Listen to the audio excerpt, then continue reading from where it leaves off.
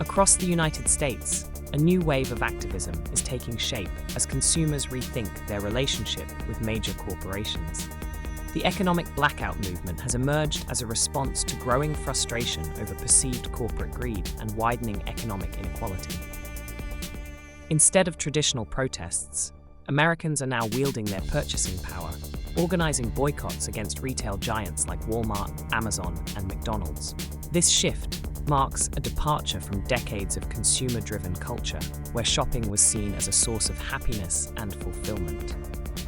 Motivated by concerns over corporate practices and the rollback of diversity initiatives, participants hope to challenge the influence these companies have over everyday life.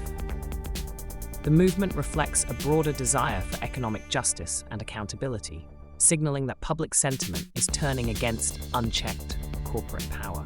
Walmart, Amazon, Target, Best Buy, and McDonald's have come under intense scrutiny as the primary targets of the economic blackout movement.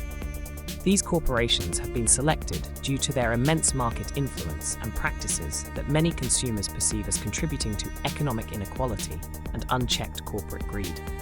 Walmart, for instance, has faced criticism over its tax strategies and labor practices, while Amazon is often cited for its impact on small businesses and working conditions. Target drew public ire after rolling back its diversity, equity, and inclusion initiatives, leading to organized protests and boycotts.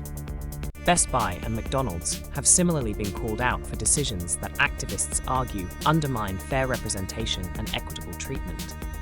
The public response has ranged from widespread social media campaigns to coordinated boycotts, reflecting a growing desire among consumers to hold these corporate giants accountable for their actions. Walmart was once a temple of middle-class dreams, where for just $0 you can leave the store with a cart full of goods. But now $20 is only enough to buy a few snacks. That feeling, familiar yet painful, is the reason Americans are starting to close their wallets. In 2024, Walmart's profits increased by nearly 9%. Meanwhile, spending by the middle class, the backbone of the economy, fell to its lowest level since 2010. One side makes billions, one side struggles for every meal. It's no longer an economic problem. That's a moral crack. Walmart used to be proud of its slogan, "Save money, live better." But Americans are asking again, who is living better here? Because when cereal boxes get smaller, snack packets thinner, but the price stays the same, they call it shrinkflation. I call it the art of subtracting to increase, reducing inventory to increase profits. A subtle way to get consumers to pay more while they think they're saving. And you, have you ever looked at your shopping cart and wondered, why did I buy the same things today as always, but my wallet is thinner? That's Walmart's AI at work. The system is so intelligent that it knows how much you're willing to spend and adjusts prices in ways you'll barely notice. Every penny is optimized. Every purchasing decision was influenced. Technology, once a boon for consumers, has now become a sophisticated weapon of greed. I'm not saying Walmart is bad, I just see it changing. From a thrifty friend to a cold-hearted profit machine, it still smiles at you at the checkout counter. But behind that smile is a balance sheet glowing red with shareholder joy. A father in Ohio said, "Every time I go to Walmart, I find myself paying more but getting less, like being tricked by your own habits." That saying sounds simple, yet it's deeply touching. Because what Walmart is really selling is no longer goods, but peace of mind, a sense of familiarity, and memories of the time when cheap is real. Now Americans are reacting. They turned off the card, they left, they boycotted. No noise, no banners. It's just a quiet rebellion in an empty shopping cart. And perhaps that's what worries Walmart the most. Not the shouts of protest, but the silence of its most loyal customers. Cheap prices were once Walmart's sacred promise. Now it's just a beautiful memory in an economy that has forgotten how to live better. What do you think? Is Walmart just following trends? Or have they truly forgotten who the average American is? And if Walmart is the symbol of false cheapness, then the next one is the symbol of artificial convenience. Amazon. You know, Amazon was once called the miracle of the 21st century. One click, and the goods appear at your doorstep. The food, the toothbrush, even the book, you're not sure you finished the first page. It all feels like some divine hand is at work behind the scenes. But then Americans began to wonder, is the price of convenience their soul?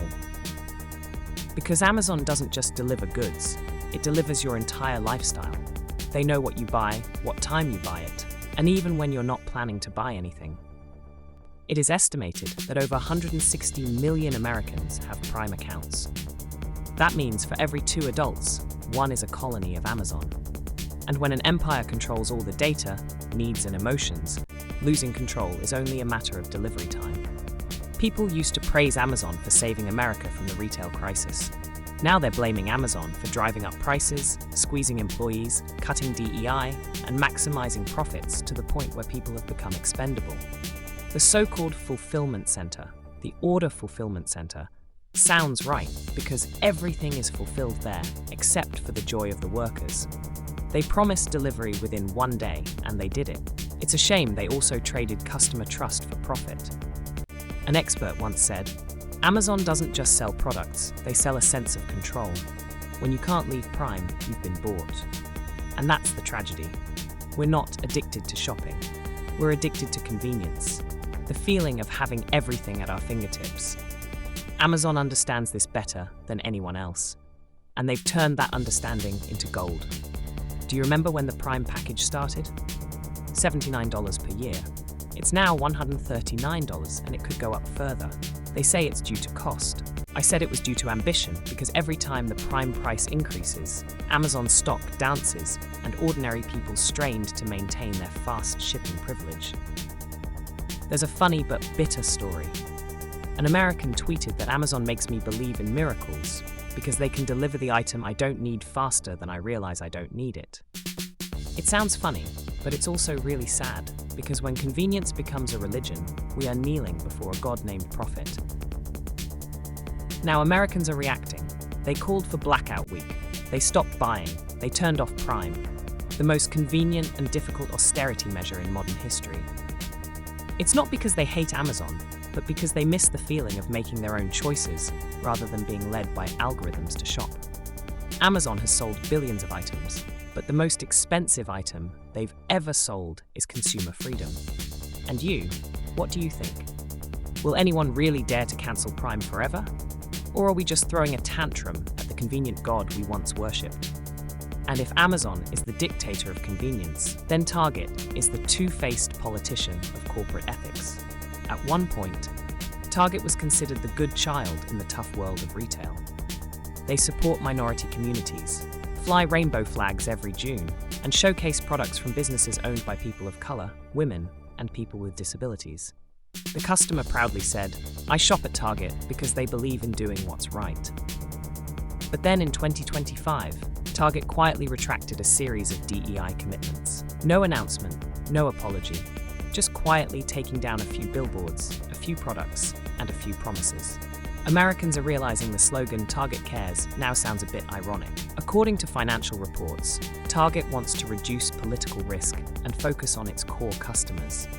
In everyday language, this means don't let beliefs affect revenue. A cold but logical decision if you're a shareholder. And if you're someone who once believed in them, then it's a blow to your emotions. A woman in Minnesota wrote online, "Target used to be a place where I felt like I belonged. Now they just want me to be quiet and pay." It sounds light, but it's deeply moving, because Target was once a symbol of profitable ethics, a model for the era of conscious business. Now, as they pivot, it's clear they're not betraying anyone. They're just stopping the pretense. The good thing is that Target still maintains a friendly appearance. The store is still bright, the background music is still cheerful, and the staff are still saying, "Have a good day." But in that light, one feels emptiness, like a smile that has lost its soul. According to an internal survey circulating online, Target's brand trust decreased by 15% in the first 3 months of 2025 alone. It's not because the product is bad, but because buyers no longer believe the message. They say Target is like a politician. Today, they promise justice. All data and citations are based on public sources and reliable reports. See you in the next video.